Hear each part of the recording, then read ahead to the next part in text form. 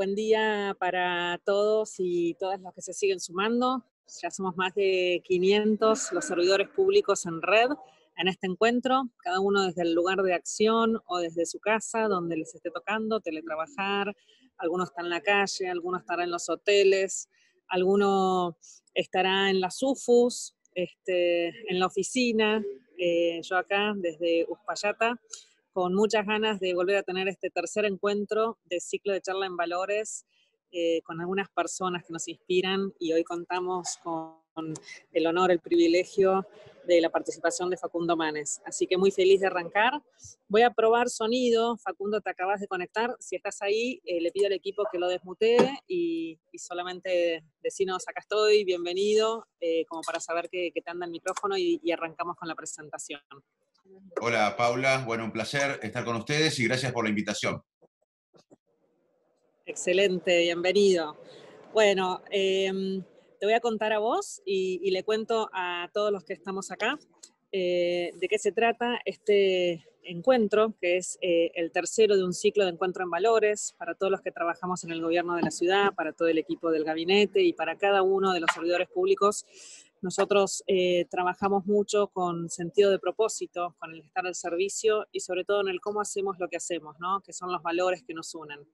Así que en esta pandemia, ya a más de 150 días, ya perdimos la cuenta, ¿no? de una rutina totalmente distinta o una no rutina que nos sacó a todos de nuestro lugar de conocimiento, ¿no? que nos llevó a innovar. También hemos pasado por todo tipo de emociones y sobre todo lo que hoy sentimos cada uno desde su lugar es que estamos cansados, que a veces falta la energía.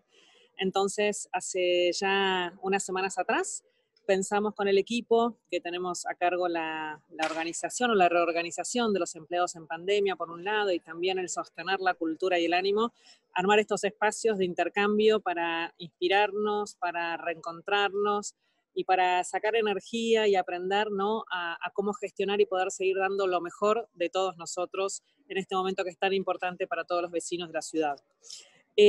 Así que la verdad que en este tercer encuentro contar con vos, Facundo, es un privilegio, un honor, y quiero decir públicamente que estás acá generosamente dando tu tiempo para conversar con nosotros.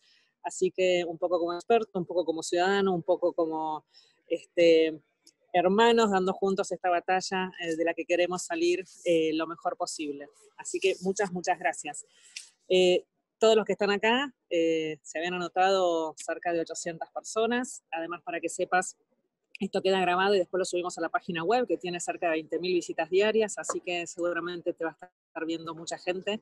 Y la dinámica es una introducción en donde yo te voy a hacer algunas preguntas como para ir descontracturando y entrar en tema, y después le damos la palabra a los empleados que quieran participar, consultar, intercambiar con vos. Para todos los que están ahí, voy a hacer una breve descripción de Facu, que ya lo conocen muchos, pero Facundo es neurólogo y neurocientífico, graduado en la Universidad de Buenos Aires y en la Universidad de Cambridge, Inglaterra, donde obtuvo su doctorado en ciencias. En 2001 regresó a la Argentina y creó el Instituto de Neurología Cognitiva, el INECO, el Instituto de Neurociencias de la Fundación Favaloro y la Fundación INECO para la Investigación en Neurociencias Cognitivas. Es investigador del CONICET, presidente honorario de Fundación INECO, presidente electo de la International Frontotemporal Dementia Society y consultor del Cognition and Brain Sciences Unit del Medical Research Council de la Universidad de Cambridge, Inglaterra.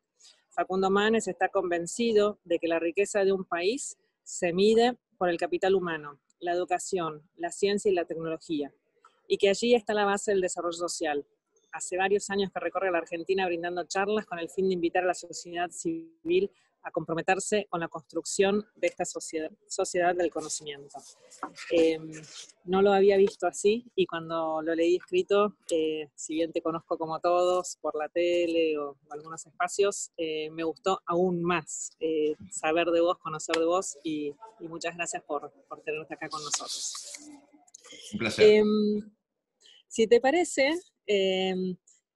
en estos días vi una entrevista que te hicieron Julián Weich y Carolina Papaleo, y me gustaron algunas ideas, conceptos que surgieron ahí. Así que te voy a hacer algunas preguntas que arrancan un poco por lo personal y para ir entrando en tema. Lo primero, y describo para los que no vieron esa entrevista o que no te conocen, que vos sos de Salto, ¿sí? Un pueblo chiquito, inclusive hasta naciste o vivieron en un lugar aún más chico, ¿no? O algo así que ya nos vas a contar, pero viniste a estudiar a la ciudad, luego estudiaste afuera y en el 2001 volviste en medio de la crisis, ¿no? Tengo entendido también, me contaron que vivís por Retiro, así que sos vecino de la ciudad y estás pasando la pandemia en la ciudad. Así que mi primera pregunta sería, ¿qué te vincula a la ciudad de Buenos Aires, ¿no? En ese recorrido y por qué elegiste vivir acá? Y si tenés algún lugar favorito en la ciudad, ¿no? Como para conocer un poco de la persona de Facundo y después vamos, sí, al neurólogo, neurocientífico. Bueno, gracias nuevamente. Hay algunas personas, gracias por todos los mensajes que están en el chat. Hay algunas personas que dicen que no pueden escuchar, pero yo creo que debe ser problema de ellos, porque yo escucho perfecto. Pero por las dudas, a los técnicos les digo que hay ciertas personas que dicen que no pueden escuchar. Bueno, gracias a vos, Paula, nuevamente. Gracias a todos por conectarse. Eh, bueno, sí, yo me crié en un pueblito que se llama Arroyo Dulce, que es era un pueblito muy chiquito, ahora un poco más grande, pero de 1000 habitantes aproximadamente, en La Pampa. Y a los 7 años, cuando tengo que pensar el colegio, nos mudamos a Salto, que es un pueblo más grande. Y ahí crecí hasta que vine a Buenos Aires a los 7 años, y la verdad que fue un shock enorme. Si bien yo había venido un par de veces a Buenos Aires, instalarme acá fue un shock. Después más importante que después me fui de Buenos Aires a Boston a trabajar y estudiar en Estados Unidos, y el cambio de venir del interior a Buenos Aires fue más fuerte para mí que irme de Buenos Aires a Estados Unidos y bueno, luego a Inglaterra. Y la verdad que es una ciudad impactante, que abruma. Los del interior siempre estamos mirando al otro acá, porque hasta que un día la ciudad se convierte en uno mismo y uno es parte de la ciudad, y con los años me pasó esto. Esta es mi ciudad, y está dentro mío. La disfruto mucho, sobre todo disfruto la gente. Si uno me dice lo mejor de Buenos Aires es la gente, por mi trabajo yo tengo siempre ofertas para dirigir institutos en el mundo, para seguir mi carrera. La carrera científica es una carrera internacional y hay siempre posibilidades de irse, y yo nunca lo considero porque tengo la ciudad dentro mío, tengo el país dentro mío. Me levanto a la mañana y no me pregunto dónde estoy. Cuando viví en Estados Unidos o en Inglaterra, siempre me levantaba y sabía que no estaba en mi lugar. Tener la sensación de que el lugar de uno, que uno se levanta y no tiene que preguntarse ni inconscientemente a dónde está, es una sensación única para mí. Y la ciudad hoy está dentro mío, y lo que más me gusta de Buenos Aires es la gente. Somos seres sociales. Necesitamos estar en contacto, necesitamos tener un propósito. Las cosas que nos hacen felices son muy simples, los vínculos humanos, tener un sueño colectivo, ayudar al otro.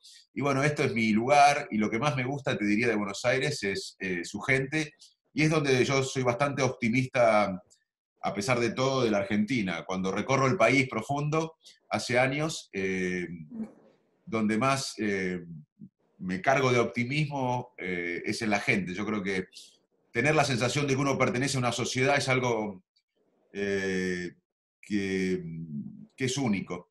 Y bueno, miren, acá está, este es César Milstein. César Milstein fue premio Nobel, el último premio Nobel argentino, y esto es en Cambridge. Yo trabajaba en el hospital, en el Addenbrooke Hospital, enfrente de él trabajaba en el Medical Research Council, y coincidíamos. No había muchos argentinos en ese momento ahí, y a veces charlábamos, y bueno, yo lo veía a él, premio Nobel, pero estaba en un lugar que obviamente no era de él.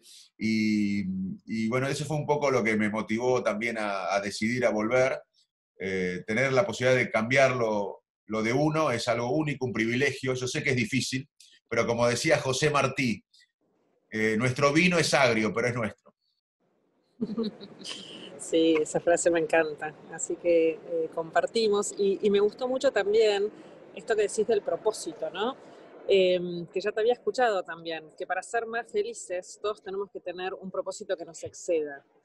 en la ciudad y desde el servicio de lo público, es muy importante eso, ¿no? Porque, digamos, uno para poder dar tiene que también estar inspirado o tiene que tener un motor interno, ¿no? Si no se vacía de energía. ¿Podés contarnos un poquito más esta mirada del propósito? ¿Qué significa eso y cómo funciona, ¿no? En términos de las emociones, del cerebro, y linkea con la felicidad. Sí, el bienestar y la felicidad son constructos difíciles de estudiar por la ciencia, como lo es la memoria o lo es la inteligencia. Una persona en la calle no experta quizás tiene un concepto de memoria o de inteligencia o de bienestar o de felicidad que los científicos no podemos medir. A veces la ciencia, o de creatividad. Nosotros estudiamos la creatividad y cómo surge la creatividad en el cerebro, pero tenemos que descomponerla para estudiarla, no para reducirla, no para minimizarla, sino para comprenderla. Y lo mismo pasa con el bienestar y la felicidad. Si bien son constructos complejos, la ciencia ha avanzado en saber qué cosas nos dan bienestar. Mucho de lo que voy a decir ahora, ustedes lo saben. Lo único diferente quizás es que le voy a dar evidencia científica que respalda lo que uno intuye que nos da felicidad. Y lo primero son los vínculos humanos. Si yo les pregunto a todos ustedes, le voy a hacer una pregunta a todos ustedes que no tienen que responderla, tienen que pensarla, y quizás es una de las preguntas más importantes que, no porque la haga yo, sino porque es una pregunta clave. Es una pregunta que quizás de las más importantes que se van a preguntar en un tiempo. Yo les voy a preguntar a todos ustedes, ¿cuántos vínculos humanos profundos han logrado construir en su vida?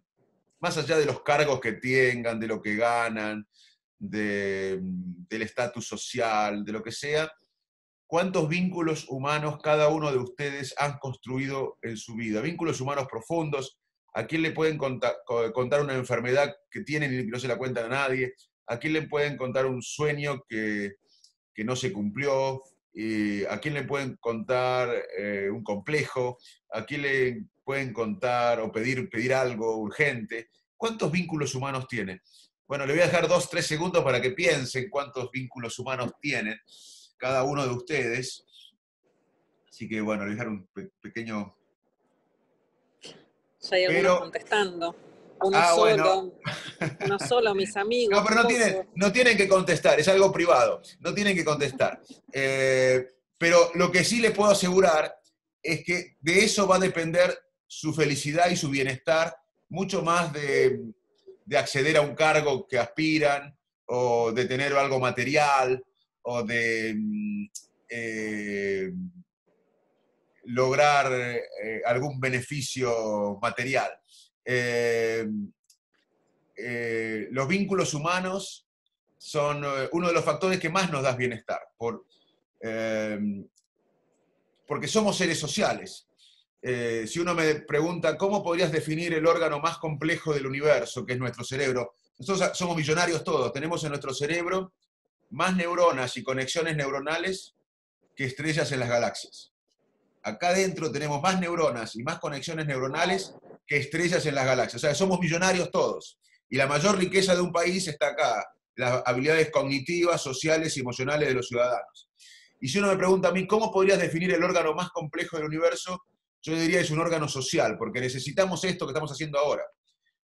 Ahora por la tecnología, porque el virus agarró lo mejor de nosotros, agarró lo mejor de nuestra especie, que es el vínculo humano, y lo usa en nuestra contra. Por eso tenemos que cumplir el distanciamiento físico, pero no el social.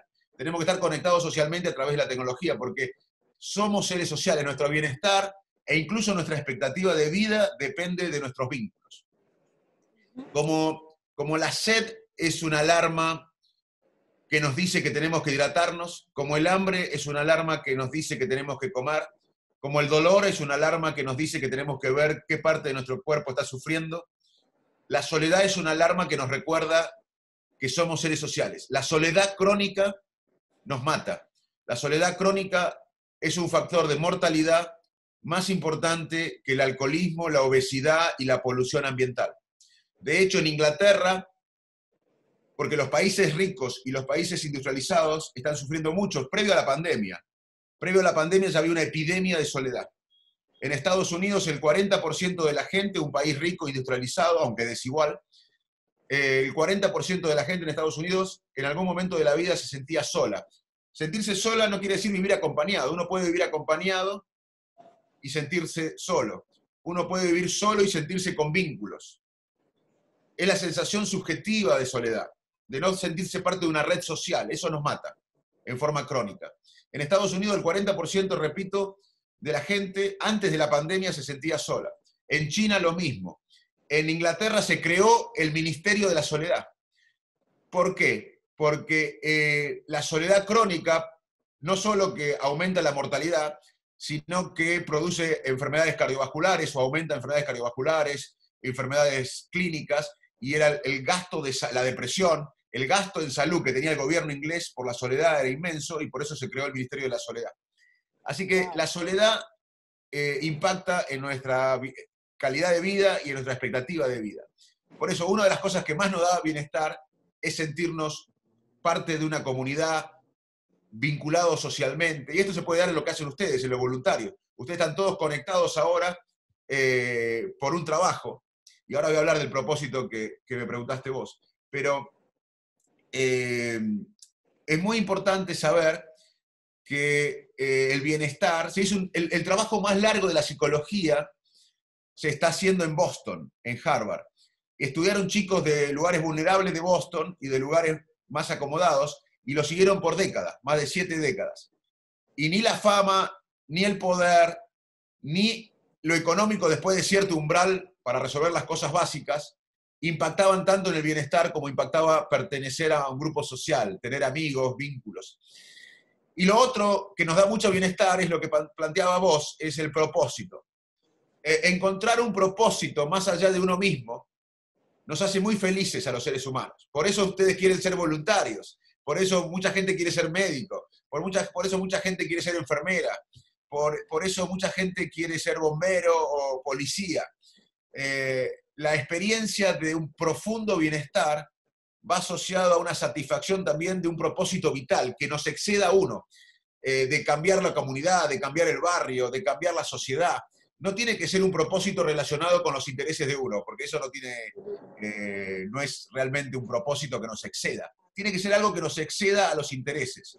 Y tener un propósito en la vida es una de las cosas que más nos da bienestar. También el altruismo, ayudar al otro, no solo que ayuda al otro, sino que nos ayuda a nosotros, porque cuando nosotros ayudamos, se activa en la base del cerebro. Nosotros en la base del cerebro tenemos un circuito de recompensa que se activa con las cosas que nos dan placer, con las drogas, con el sexo, con la hamburguesa con queso, con ganar plata, con tener estatus social. Pero ese sistema que se activa con el placer, se activa también con el altruismo. Cuando ayudamos, nosotros somos muy felices. Entonces el altruismo en el fondo es un egoísmo, porque ayudo y hago bien al que ayudo, pero también soy muy feliz al ayudar. O sea que tener un propósito, sentirnos parte de algo mayor a nosotros mismos, tener un sentido de pertenencia colectiva, tener vínculos y ser altruistas, son factores muy potentes para nuestro bienestar y la felicidad. Buenísimo. Facundo, acá nosotros en el gobierno tenemos algunos valores que queremos siempre vivir, encarnar, llevar adelante. Pero hay 3 de ellos que la última gestión los vecinos como que reconocían más, ¿no? Que somos un gobierno del hacer, que somos un gobierno que trabaja en equipo y que somos un gobierno cercano, ¿no? Ahora, esta pandemia y en esta etapa, nos hemos propuesto no solo ser cercanos, sino empáticos, porque no es lo mismo estar cerca, ¿no?, que poder ponerse en los pies del otro, qué le está atravesando al vecino, qué nos está pasando en estos momentos donde es una montaña rusa, ¿no?, como de emociones o de incertidumbre, que se le suma además a una crisis social, económica importante, ¿no? Entonces, te escuchaba recién y pienso en nuestros empleados que dejaron mucho su lugar de comodidad, bueno, ni hablar de médicos, enfermeras, el sistema de salud o el policía que le toca estar en calle y esta pandemia, digamos, además como están sobreexigidos, ¿no? Pero pensá vos, acá hay un montón de personas que eran administrativos, que eran abogados, que eran arquitectos, que, digamos, tenían quizás una tarea de oficina o de servicio al público, pero la oficina esa ya no atiende más. Entonces, se reorganizó y tenemos más de 7.500 personas que cambiaron de función. Y no solamente cambias una vez de función, sino que además vas pasando de un lugar al otro y tenés como que reencontrarte con el rol que está necesitando el equipo.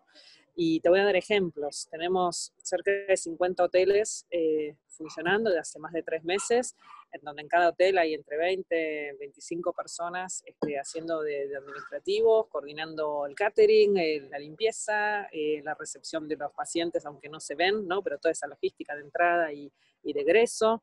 Tenemos concientizadores en la calle, si salís a hacer compras o te has trasladado habrás visto, ¿no? Todos los que tenemos la pechera amarilla, ¿no? Y que estamos ayudando, ¿no?, a la conciencia de este distanciamiento social que tenemos que respetar en las diferentes etapas. Tenemos empleados trabajando codo a codo con los médicos en las UFUs, en los detectar, ¿no?, donde se va y se busca ir exactamente detrás de donde puede estar el virus y tratar de cortar la cadena de contagio. 147, un montón de empleados haciendo telellamado o desde su casa o desde el call center, escuchando a vecinos o adultos mayores que llaman con necesidades distintas todos los días. Hay una mesa especial que resuelve necesidades de los adultos mayores, más allá de los voluntarios vecinos, que hay más de 10.000, cerca de 10.000 parejas, ¿no?, adultos mayores y voluntarios cercanos que los ayudan con la logística o lo que se necesite. Con lo cual una revolución que implicó muchas cosas, pero me gustó esto de que hablabas vos de la empatía. Cómo ponerse en los pies del otro, ¿no? A veces estamos cansados en una situación que no sabemos gestionar o que tenemos que aprender sobre la marcha, ¿no? Los concientizadores y situaciones que sean difíciles, porque lo que, por ejemplo, en un inicio, los vecinos, cuando salían los concientizadores con la primera apertura de los centros comerciales, agradecían, casi que saludaban con alegría. Hoy ya está todo el mundo cansado y ven un chaleco amarillo y casi que hasta se ponen agresivos algunos. No todos así, por supuesto, pero ¿qué tendrías vos para decirles a esos servidores públicos, ¿no?, que están fuera de su lugar de confort y que necesitan poder empatizar con lo que está pasando, pero que no dejan de ser vecinos y le atraviesan también la pandemia a su familia y a ellos mismos?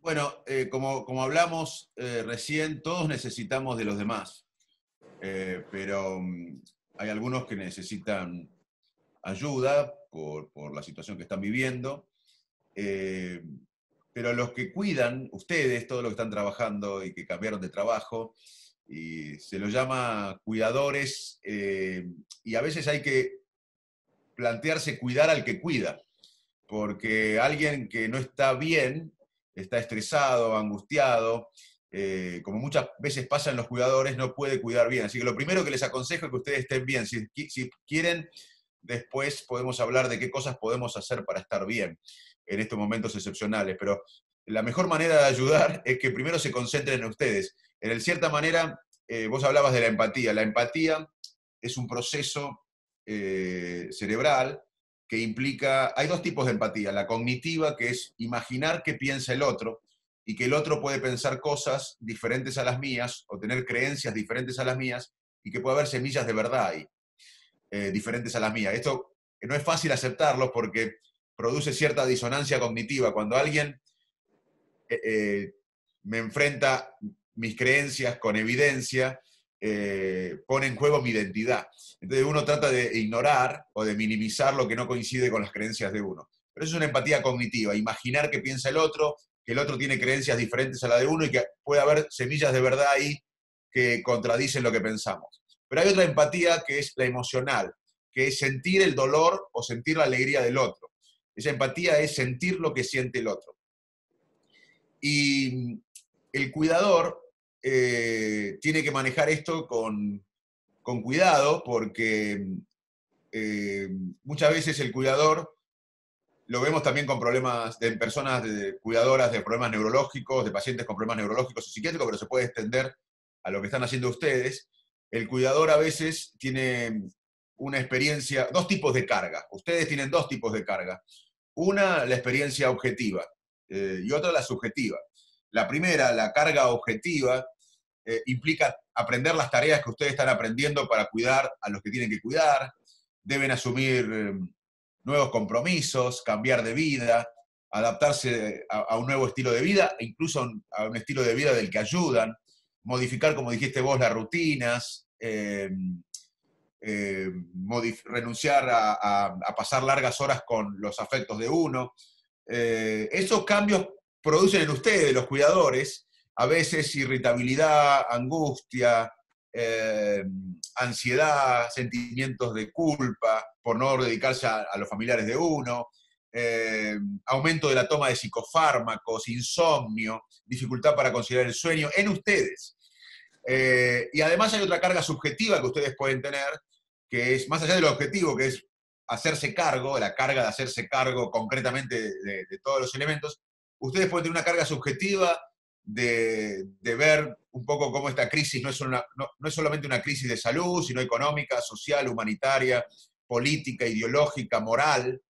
Entonces, la percepción que tienen ustedes, los cuidadores, de sentirse desbordados, atrapados, muchas veces los puede sobrepasar. Así que el mejor consejo que le doy es que sean egoístas también y se cuiden ustedes. Después podemos hablar, si ustedes quieren, de qué pueden hacer para cuidarse, porque acá es muy importante cuidar al que cuida, que tengo la idea de que esta charla se trata de eso y me parece una importante iniciativa, cuidar al que cuida.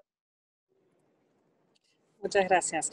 Y en eso de cuidarnos, ¿algún consejo que le dirías a las personas, ¿no? Independientemente de lo que se puede hacer como organización, como equipo, y que hemos tratado de desplegar, y esto es tan grande que seguramente falte más, ¿no? Pero tenemos coaches y psicólogos voluntarios de, digamos, vecinos. Hay una red de cerca de 1000 vecinos voluntarios, coaches, psicólogos, guías espirituales, que están acompañando, por ejemplo, a las familias que atraviesan procesos de dolor en los hospitales, ¿no? Porque no solamente hay un enfermo de COVID o una persona que quizás hasta fallece ahí adentro, sino que además está en la distancia, ¿no? Entonces, tenemos también en todos los equipos de los hoteles también apoyo psicológico para los que llevan adelante esa tarea, que es 7x24. También se ha hecho o intentado en los hospitales, que siempre lo virtual ayuda, pero tampoco se puede hacer presencial, acompañamiento al equipo de salud. Siempre se necesita más, ¿no? Entonces mi pregunta es, ¿qué puede hacer cada uno por sí mismo, ¿no? ¿Qué es esto de cuidarse? ¿Cómo estar bien en medio de esto que es como abrumador a veces? ¿Qué tips dirías vos? ¿Qué significa estar bien en lo físico, en lo emocional? ¿Cómo regularse uno mismo? Bueno, en la epidemia del año 2000 en el sudeste asiático, se estudió el impacto de la epidemia, no fue una pandemia en ese momento, y de la cuarentena, que fue muy menor comparado con la que estamos viviendo, fueron 3, 4 semanas. Y también se estudió en Toronto, porque hubo un brote en Toronto. Y ahí se observó que en cuarentenas de 3, 4 semanas se producían síntomas como irritabilidad, insomnio, dificultad para conciliar el sueño, agotamiento emocional, poca concentración, menos rendimiento, estigma de, bueno, vos trabajás en la salud o estás ayudando, tenés más riesgo de infectarte, no me junto con vos. El estigma también es algo que debemos tener en cuenta. Estrés, ánimo caído, frustración.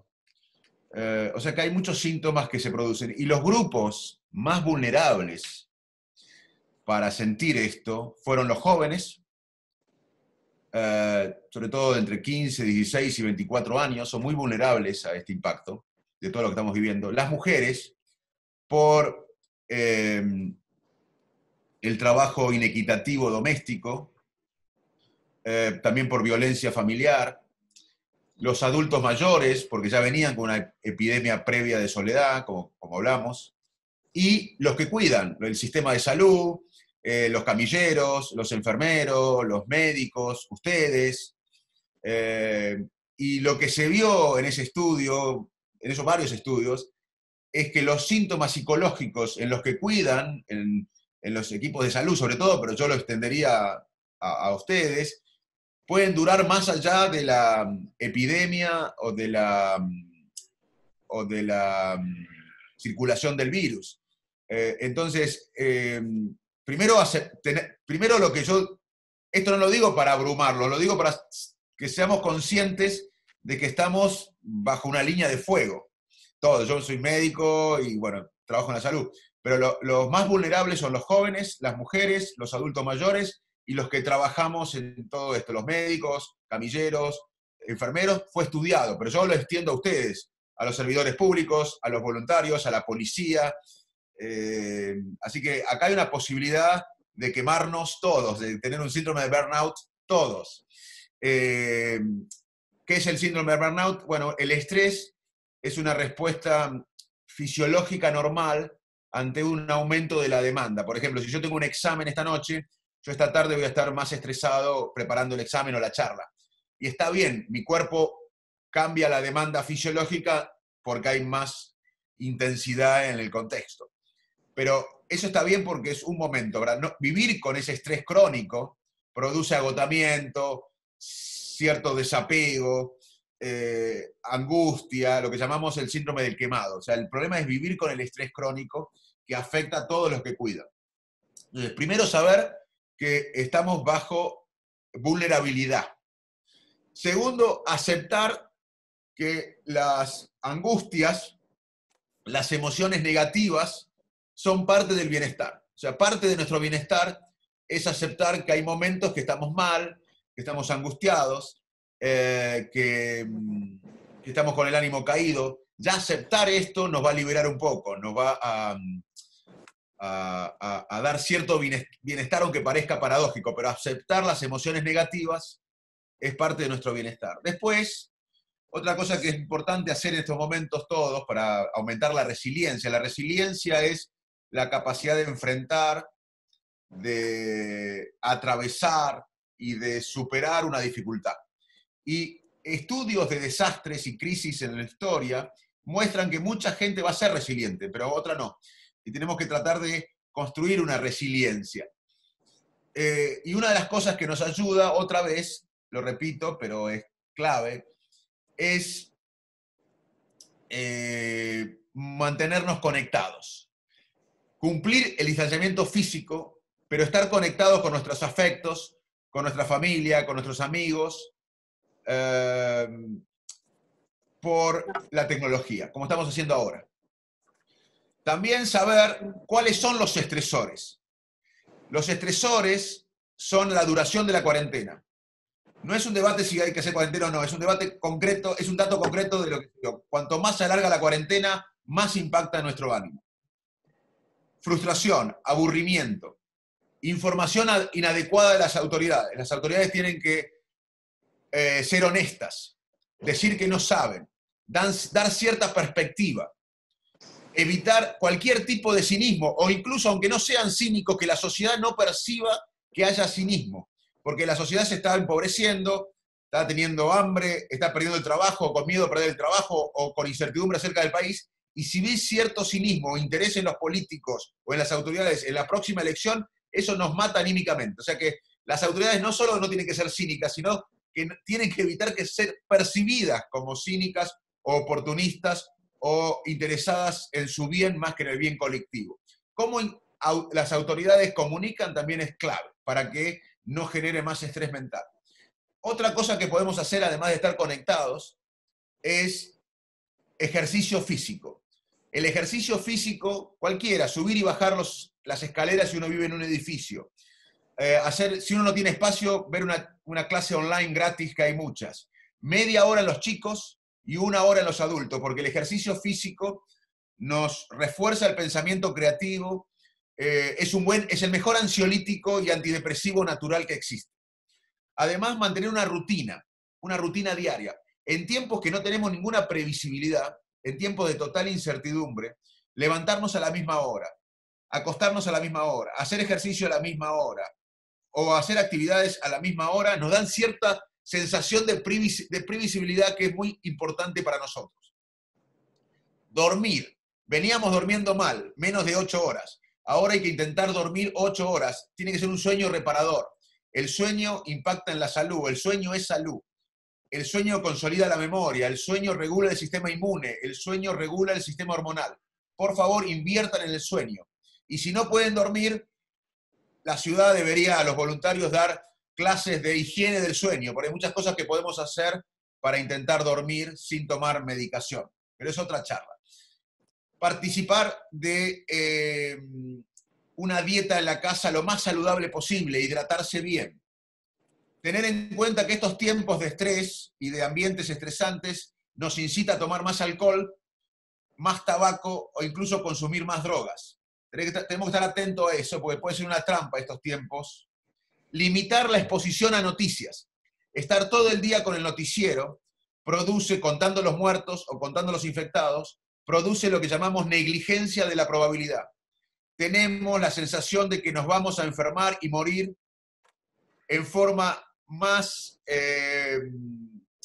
improbable de lo que la realidad nos muestra. O sea, si yo tengo 51 años y tengo buena salud, la posibilidad de enfermarme gravemente y de morirme son muy mínimas. Me puedo morir o me puedo enfermar, pero es mínimo. Me puedo morir más, en forma más... o sea, tengo más posibilidades de morirme si salgo a la calle y me atropella un auto que de coronavirus a los 51 años y con buena salud. Pero si yo estoy todo el día mirando noticieros con los muertos, los infectados en el mundo, voy a tener la negligencia de la probabilidad. Voy a tener la sensación de que me voy a enfermar o me voy a morir ya. O sea que hay que limitar la exposición a noticias a 15 minutos por día y a lugares confiables, no sensacionalistas. Es un tiempo para ser amable con ustedes, con nosotros. Una de las peores cosas que podemos hacer ahora es criticarnos, volvernos críticos. Si aumentamos un par de kilos no pasa nada. Si no rendimos como antes no pasa nada. Y eliminar presiones, establecer prioridades. Y también es muy importante centrarse en lo que nos va bien. Cuando todo está mal, hay algo en que nos va bien. De hecho, yo disfruto ahora poder hablar, poder ver y poder mover los brazos y las piernas, porque muchos de mis pacientes no tienen ese privilegio. Y muchas veces uno lo da por automático, que está vivo, que puede hablar, que puede ver, que puede tener la posibilidad de enamorarse o de frustrarse. Estar vivo es un privilegio. Cuando todo está mal, aunque sea ya estar vivo, es un privilegio. Centrarse en lo que uno tiene bien, que hay muchas cosas que uno tiene bien, aunque todo esté mal. Y mantener las cosas en perspectivas. Esto va a pasar. Quizás en un año, quizás en poco más, esto va a pasar. El ser humano le va a ganar al virus. Pero tener una perspectiva, y por eso es muy interesante que las autoridades nos den cierto horizonte, aunque el horizonte cambie, porque es dinámico y todos lo aceptan, cierta perspectiva es clave para nuestro bienestar. Y también tener nosotros ciertas perspectivas y saber que esto va a pasar. Si alguien cree en algo, no importa en qué religión o en qué cree, es el momento de usar ese sistema de creencias. Porque un sistema de creencias, no importa cuál sea, nos da una brújula moral o espiritual como apoyo. Respirar. Controlar la respiración es muy importante, porque cuando uno está estresado o ansioso, lo que se afecta es la respiración, se hace más corta y se hace más tensa. Y uno puede, en cualquier momento, pueden hacerlo ahora, inspirar profundamente contando hasta 7, mantener la respiración, por ejemplo, contando hasta 6, y exhalar profundamente, contando hasta 7. Y haciendo esto de forma repetitiva, uno se va a calmar. O sea, controlar la respiración es algo gratis e inmediato que podemos hacer en momentos de ansiedad, de estrés o de angustia. También practicar un tipo de meditación que es mindfulness, que es una técnica budista que la ciencia moderna y la medicina moderna la ha tomado para aumentar y potenciar el bienestar y también para ayudar al tratamiento convencional de situaciones como ansiedad, depresión, estrés crónico y dolor. ¿En qué consiste mindfulness? Sí, consiste en una atención plena, que es prestar atención al momento, al presente. Yo ahora estoy concentrado en esta charla, no estoy rumiando acerca del futuro, qué voy a hacer después de esta charla, o no estoy pensando qué dije, qué no dije, si a Paula le gusta, no le gusta, no me importa nada. Yo estoy pensando en este momento. Y un cerebro atento al presente es un cerebro más feliz y más productivo. Y es un momento, todo esto nos ayuda a buscar la resiliencia. Y también tenemos que ver que este momento excepcional, hay dos palabras que son claves. Empatía, porque nos permite pensarnos como un todo. El sálvese quien pueda acá no existe. Y también la resiliencia. Y es una oportunidad para desacelerar, es una oportunidad para ser más creativos, para volvernos menos egocéntricos, para ser más conscientes, más atentos, y también para cambiar nuestra actitud. Porque, por ejemplo, esto es una enseñanza que la salud del planeta está muy en contacto con la salud personal. Los coronavirus son zoonóticos, Las zoonosis son enfermedades que se transmiten de animales a humanos. Y esto va a aumentar si no cambiamos nuestra actitud con respecto al planeta. Bueno, espectacular. Para todos que veía ahí algunos anotando, esto queda grabado y lo vamos a subir a la página, así que la verdad que Facundo nos diste un montón de guías o ideas que cada uno puede hacer por uno mismo y te agradecemos porque nos va a servir mucho. Y te quería hacer una última pregunta, sé que ahora en 5 o 10 minutos ya tenemos que cerrar, que tenés que seguir con tu agenda.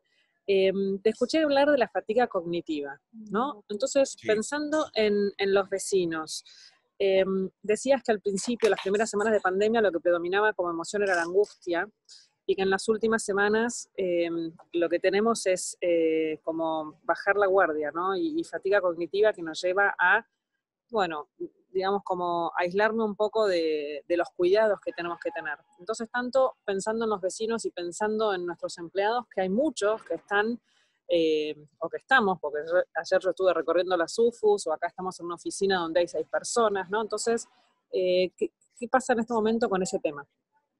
Bueno, diste un tema clave porque explica lo que nos está pasando. ¿Por qué se produce la fatiga cognitiva? Bueno, el esfuerzo sostenido por regular conductas dentro de un rasgo displacentero por mucho tiempo produce agotamiento. Nosotros hace meses que estamos haciendo lo que no hacíamos.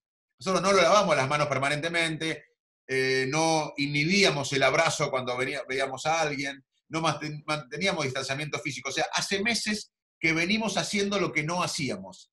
Y no hacemos lo que hacíamos. Y eso produce un agotamiento mental en todos. En la sociedad, en los servidores públicos, en los profesionales de la salud, en todos. Porque venimos, repito, hace meses haciendo lo que no hacíamos y no haciendo lo que hacíamos. Y eso requiere un esfuerzo mental que produce agotamiento. Así que nadie puede zafar de esto. Eso es importante saberlo, no solo la gente, las autoridades. Cuando uno está así, fatigado, esto impacta en la toma de decisiones. Porque nosotros tenemos dos sistemas de toma de decisiones fundamentales. Un sistema automático, no consciente, guiado por la emoción, por nuestros hábitos, por nuestras experiencias, aprendizajes, que no requiere gasto cognitivo y que usamos cuando estamos más agotados, porque no requiere, el sistema 1 de decisiones es el que no requiere gasto mental, gasto cognitivo. Nosotros tenemos un sistema racional de decisiones deliberado, pero eso requiere más gasto mental. Cuando uno está agotado, usa el sistema de decisiones que no requiere gasto cognitivo, porque los recursos cognitivos son limitados, no tenemos recursos cognitivos ilimitados. Y cuando uno está agotado por esto,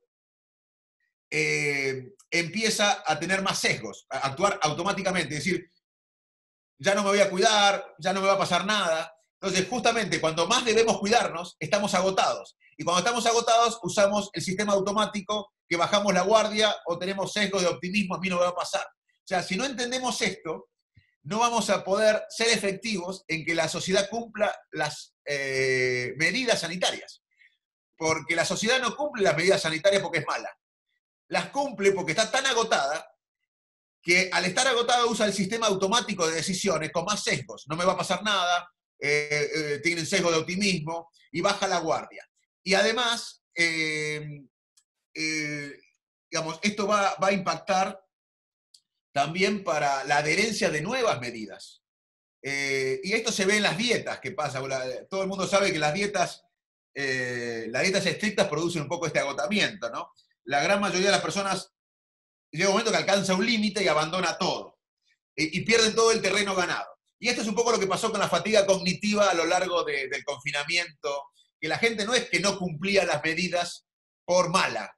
Algunos porque no podían, tenían que trabajar porque no podían vivir con la economía informal, no podían sobrevivir, pero otros es porque estaban agotados. Y al estar agotados, y todos somos iguales, los servidores públicos, los profesionales de la salud, la sociedad, al estar agotado uno usa un sistema de decisiones más automático, más sesgado, y el sesgo de optimismo o de bajar la guardia nos hace incumplir las medidas. Y si no entendemos esto, van a fracasar las futuras medidas, por más que los servidores públicos lo comuniquen bien. Así que entender la conducta humana es muy importante hoy, para diseñar una política pública y para implementarla mejor. Ahí me desmuteé. Vamos a ir con un último concepto o pregunta que acá veo que se repite, que tiene que ver con el miedo, ¿sí? Por un lado, preguntaba Marina Romero, ¿cómo hacer para que los niños no queden con una vivencia traumática producto de este tipo de cuarentena? Actualmente tengo que obligar a mi hijo de 6 años a salir juntos, tiene mucho temor, ¿no? Afuera está el coronavirus, ¿no? Por ejemplo, eso respecto de los niños. Pero después también había una pregunta cerca del inicio de la charla que decía que el miedo no se habla en los equipos. Marcela decía, el miedo es algo que nunca se habló dentro de los equipos. ¿Qué podrías compartirnos respecto de esto? Bueno, muy buen punto. Primero quiero decirles que otro tema por el cual tenemos que hablar de esto, del impacto mental de lo que estamos viviendo, no hay que ignorarlo, es porque la salud es un estado de bienestar completo, físico, mental y social. No podemos disociar la salud física de la salud mental. No podemos darle más crédito a tener diabetes o hipertensión que a estar angustiado crónicamente o con ansiedad. Son lo mismo. Es muy antiguo la idea de separar la salud física de la salud mental. La salud es integral, es una sola. Y si no hablamos de esto, estos síntomas, que hoy son transitorios, se pueden cronificar. También, yendo a tu pregunta del miedo, es clave esta pregunta, porque estamos viviendo la propagación de un virus, pero también estamos viviendo la propagación del miedo. La gente tiene miedo, y el miedo no puede ser nuestra guía para hablar de futuro, para guiarnos hacia el futuro. Tenemos miedo al contraer el virus, miedo por la economía del país, por nuestra economía, por perder el trabajo, por la salud de nuestras familias. Y el miedo, como dije, es un estado emocional negativo que se genera por un peligro o por una amenaza próxima. Es una alarma que nos dice que tenemos que utilizar todos los recursos para sobrevivir a una situación que nos amenaza. Y el miedo genera una sensación muy particular y abrumadora, como si el mundo se detuviera. No es posible posponer el miedo, a diferencia de lo que ocurre con otras emociones. Y la versión más evolucionada del miedo es la ansiedad, que no corresponde a un riesgo presente, sino un miedo anticipatorio. Es la respuesta anticipatoria al peligro. Voy a perder mi trabajo, voy a estar impactado en la economía, me voy a enfermar, mi país va a tener una crisis. Ese miedo anticipatorio es la ansiedad, es un miedo anticipatorio. El miedo es lo que nos pasa en el cuerpo cuando está presente la amenaza, pero a veces imaginamos amenazas sin que estén allí, eso es la ansiedad. Y esto afecta a muchos argentinos hoy. Y Bueno, el miedo nos paraliza. ¿Cómo combatir el miedo? Con dos cosas: información y cooperación. El mayor antídoto para el miedo es informarnos, conocer y cooperar, estar juntos. buenísimo. Y vamos a hacer una última pregunta. Surgieron un montón acá en el chat, pero le voy a dar una de las últimas a Sandra Araujo, que creo que es fonoaudióloga, por lo que dice. Si estás ahí, ya te están desmuteando, como para que le pongas voz a una de las tantas preguntas que están haciendo ahí en el chat. Sandra, así. ¿Estás ahí, Sandra?